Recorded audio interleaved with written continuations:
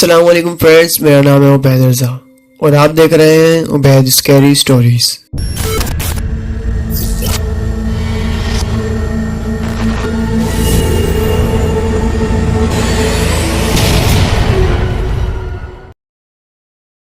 उम्मीद करता हूँ आप सब खैरियत से होंगे। अल्लाह पाक आप सबको सलामत रखे।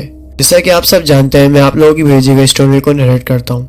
अगर आप मुझे अपनी स्टोरी भेजना चाहते हैं तो नीचे आ रहे ईमेल पर या व्हाट्सएप नंबर पर मुझे स्टोरी भेज सकते हैं। मैं बेस्ट स्टोरी सिलेक्ट करने के बाद आप लोगों की कहानी आप ही की जुबानी सुनाऊंगा। आज की कहानी ज़रूर एंड तक सुनिएगा क्योंकि आज की कहानी बहुत ज़्यादा इंटरेस्टिंग होने वाली है। क्योंकि आज की कहानी एक ट्रक ड्राइवर की है जो कि बताते हैं कि एक सफ़र के दौरान उनके साथ कुछ ऐसा वाक़या पेश आता है जिसे वो कभी भी भुला नहीं पाते और हमेशा वो वाक़या उनके जहन में रहता है। तो बिना टाइम वेस्ट किए आज की कहानी शुरू करते हैं। अस्सलाम वालेकुम उबैद, मेरा नाम बाबर है और मैंने अपनी ज़िंदगी के कई साल ट्रक चलाते हुए गुजारे हैं। रातों को लंबे लंबे सुनसान रास्तों पर सफ़र करना मेरा मामूल था और मैं हमेशा लंबे सफ़र को पसंद करता था। यानी मैं आउटिंग का बहुत ज़्यादा शौकीन था। मुझे घूमना फिरना, बाहर खाने वगैरह खाना बहुत ज़्यादा पसंद था, इसलिए मैं ज़्यादातर सफ़र में ही रहता था। वो रात आज भी मेरे जहन पर नक्श है और जो भी इसे सुनता है वो ख्वाबों की दुनिया में खो जाता है। यह दिसंबर की एक सर्द रात थी। मैं बलूचिस्तान के रास्ते कराची की तरफ सफ़र कर रहा था। चांद बादलों के पीछे छुपा हुआ था और सड़क पर सिर्फ मेरे ट्रक की हेडलाइट्स की रोशनी थी। उसके अलावा कोई दूसरी रोशनी नज़र नहीं आ रही थी। पहाड़ों के दरमियान सुनसान सड़क पर मेरे अलावा शायद ही कोई वहाँ पर मौजूद हो। मैं हल्का सा म्यूज़िक सुनता सुनता अपने मज़े में ड्राइविंग कर रहा था। रास्ता कटा जा रहा था कि अचानक दूर मुझे सड़क के किनारे एक लड़की नज़र आई। उसने सफ़ेद कपड़े पहने हुए थे और उसके बाल बिखरे हुए थे और वो हाथ के इशारे से मुझे रोकने की कोशिश कर रही थी। मैंने गाड़ी आहिस्ता की मगर मेरे दिल में एक अजीब सा खौफ सा जागने लगा कि यार इतनी रात गए और इस सुनसान रास्ते पर ये लड़की यहाँ पर कैसे। लेकिन फिर मैंने सोचा शायद कोई मुश्किल में हो, इसके लिए मैंने रुकना ज़रूरी समझा। मैंने शीशा नीचे किया और उससे पूछा, जी बहन आपने कहाँ जाना है। लड़की ने मेरी तरफ देखा। इसकी आंखें बेहद काली हो रही थी जिन्हें देखकर खौफ आ रहा था, जैसे वो किसी और ही दुनिया की मखलूक हो।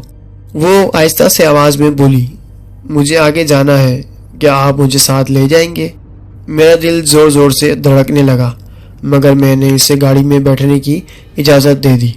वो खामोशी से अगली सीट पर बैठ गई और मैंने भी गाड़ी चलाना शुरू कर दी। गाड़ी आगे बढ़ने लगी मगर माहौल में सर्दी बढ़ने लगी।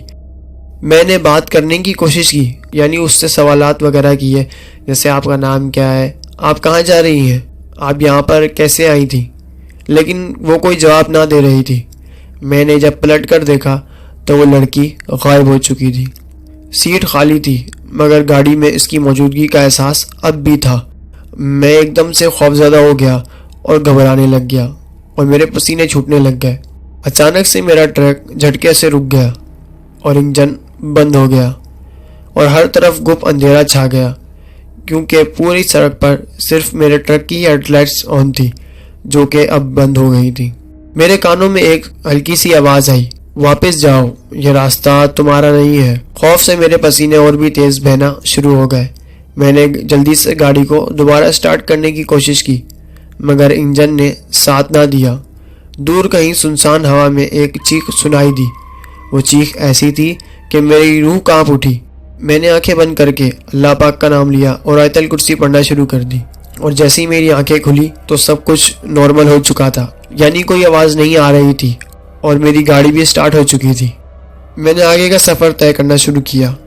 जब मैंने रास्ते के होटल पर रुक कर यह वाक़या सुनाया तो एक बुज़ुर्ग ने बताया, ये वो लड़की है जिसकी मौत सालों पहले इसी सड़क पर हुई थी, यानी एक्सीडेंट में उसकी मौत हो चुकी थी। वो आज भी मुसाफिरों को अपनी हकीकत बताने के लिए भटक रही है। इस रात के बाद मेरा हर सफ़र एक खौफनाक हकीकत बन गया। शायद वो लड़की आज भी किसी और मुसाफिर का इंतज़ार कर रही हो। ये कहानी मेरे जहन में हमेशा के लिए बस चुकी है और मैं इस कहानी को कभी नहीं भूलता। ये थी मेरी कहानी जो मैंने आपको सुनाई।